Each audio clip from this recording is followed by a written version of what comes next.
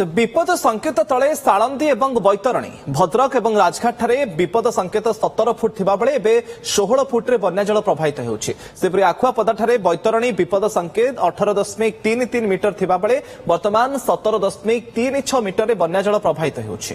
साळंदी नदीर जलस्तर वृद्धि जोगु भद्रक ब्लॉक रो अन्नपाळ विष्णुपुर बिंधा एवं तिहिडी ब्लॉक रो तळगुप बिंधा बारो बिलणा कांपड़ा गोविंदपुर बारसर आदि पंचायत एबे भी अनेक गां सेठी जलमग्न।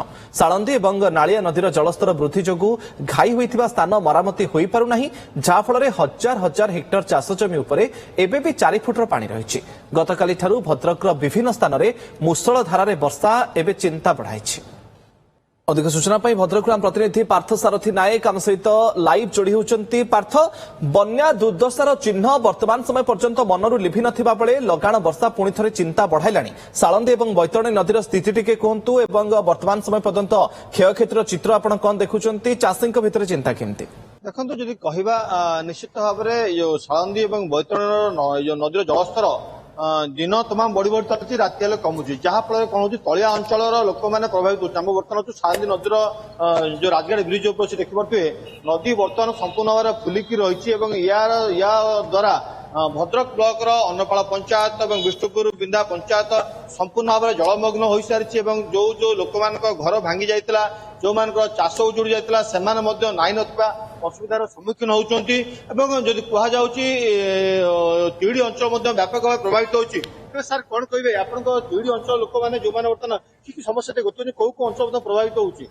देखु किछि दिन है वर्षा हवा द्वारा एवं बन्या जो साळंदी बैतरणी आसवा द्वारा आपण भद्रक ब्लॉक अन्नपाळ विष्णुबिंधा एवं तापर तिहिडी ब्लॉक बारुओ बिलणा यही सब आदि पंचायत सबू सहित धामनगर ब्लॉक आपंकर खपरपता करसाई फतेपुर ये पानी जलमग्न होइछि एवं अधिकांश लोक द्वारा घरे पानी पशि एवं लोक माने नाई नथिबा असुविधार सम्मुखीन हेबा सहित गोरु गाई मध्य नाई नथिबार असुविधार सम्मुखीन होउछन्ति। विशेष करी जल संपद विभाग जो आगक जो चिंताधारा कम दृष्टि कारण साळंदी नदी में आपण ऊपर मुंडे बंध थिला बेले तळुको अन्नपाळ तळुको आपनकर बंध नाही एवं पूर्व बन्या रे हेटी दुई दुईटी घाई होइतिला, से घाई बाटे पानी प्रवेश करथिला। बन्या छाड़रे मध्य घाई तुरंत मरामती हैला नाही, फरे यही बन्या द्वारा आसिया द्वारा फेर पुनर्बार गाँ को पानी पहुंची।